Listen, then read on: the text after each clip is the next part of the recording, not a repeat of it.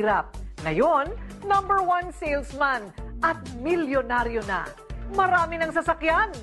At sa kanyang 9 na taon bilang salesman, 14 na bansa lang naman ang napuntahan ni Billy. At ilan dyan kasama ang kanyang pamilya. Nakapagpundar na rin siya ng 5 sasakyan. At sa wakas, mula home along the Riles, heto na ang kanilang bagong home sweet home. Hi! Hello po! Pasok po kayo, ma'am. Nagkaroon ng sariling mansyon sina Jackie at Billy. May malaking sala. Eto na kayo. Wow! Magandang dining room. Pati mga gamit sa bahay, ibang level na.